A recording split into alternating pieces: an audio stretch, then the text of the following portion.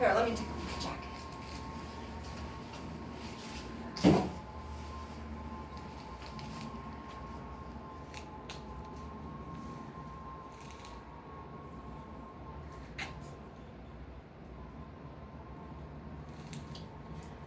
Hello everybody. We wanted to show you what our greenhouse looks like in the winter time. So it's mid-February or towards the end of February. And this is the front area of our greenhouse. This is the classroom. This one's 30 feet long. And during the winter time, we do store some of our NRD trees here in these styrofoam tubs. And then we have some crates that have some saffron bulbs in them. This is our sensory garden normally. So it has a lot of plants that have like either a texture to them or a smell or are visually just incredibly appealing. So there is, normally in the summer you can see the tropical milkweed, there's strawberries, there's yarrow, there's I think 3 different kinds of plants in the mint family.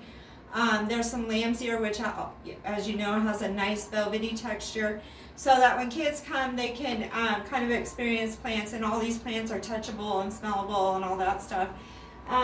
We also have some pomegranate trees in here. We have 3.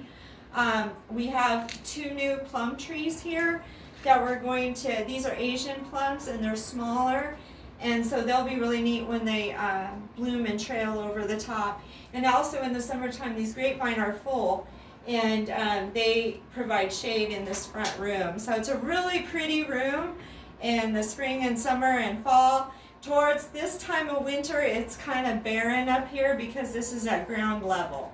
So it gets fairly cold in here. Probably hovers right around 30 degrees on average in the wintertime. So this room is kind of closed off, but all these plants do survive. As we enter this room, now we're going to start to go downhill a little bit because this is dug down 4 feet. Our tubes that provide the geothermal heat are right down here in this box. These go 8 feet into the ground and they loop out into the field 250 feet and come in at the end of this building. So a lot of these buildings have, or geothermal, have the tubes underneath the growing area. Ours does not. Ours goes out into the field. So our warm air, or our air that's brought down to warm, comes up through here and then recirculates through fans in different ways across the greenhouse. We also do use, like when we had the extreme cold, a couple of biogreen can heaters at either end of this growing room because there's tropical plants in here, and so we want to make sure that they're all right. So anyway, as we come in, this is a passion fruit vine, and this has been a really good producer, pretty prolific. So it will trail across this whole pathway here, and we're able to pick the fruit either from this side or that side. Passion fruit's used in drinks and all kinds of great dishes, so we've been amazed to see how well it grows in Nebraska in one of these kind of greenhouses. We have a lot of ornamental plants. There's some geraniums and some wire vine and different things. It's good to have flowers going in the greenhouse at all times for our pollinators, which are active even in the wintertime.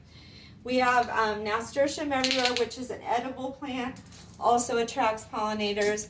Our ladybugs love it, which are a beneficial insect that helps us with bug control. And they like the pollen of it, and they also lay their eggs on there and stuff too, which is kind of cool. So anyway, earlier in the year we had peppers through here. Right now I don't have any vegetables planted here. This is a lemongrass. Lemongrass grows really well in these greenhouses too. This here is a papaya tree, and these are delicious. We have been able to pick some of these and try them out, and they are wonderful. They get really big though, and they have to turn yellow and ripen. But we found that you can pick them about this size and start to let them ripen on inside if we want to. But they are really good. These are dragon fruit, and I have some bigger ones over here that are going up these tubes. These tubes don't do anything, but they were left over, and we like to recycle as much as we can. So we're using them for a trellis for our dragon fruit. These here are Brussels sprouts, and as you can see, Brussels sprouts are just wonderful winter crop for the greenhouse. They're doing really, really well. This is Alyssum here. I love Alyssum because it is a great a pollinator attractor, and it also smells just wonderful. And it also gives some ground cover in some bare areas until other things grow. I like to interplant. I think it's good for both plants, and that's the way we do it here, is interplanting. Those trees in pots there are avocado trees, and we have, I think, 4 more that are coming this year, and they're growing very well. The tree down there, and I'm going to head down below, and I'll kind of talk about both areas at the same time. So this is 4 feet down. This holds humidity, and it also helps to keep everything warmer, because as the sun hits today, it'll warm up really well in here, and actually the earth will warm also. And so throughout the night, along with the geothermal, along with the little heaters, if they come on, they're on thermostat, this will radiate heat as well. So it's pretty neat. But this is a Tango Mandarin tree, and it is blooming. And I don't know if you can see, but there are little fruits on here, the little Tango. They're kind of like the cutie oranges is what they will be. But when they come on, they're green. So this one here is a Variegated Eureka, and you can see there's a bigger one here, you can see. And you can see this one's going to be striped.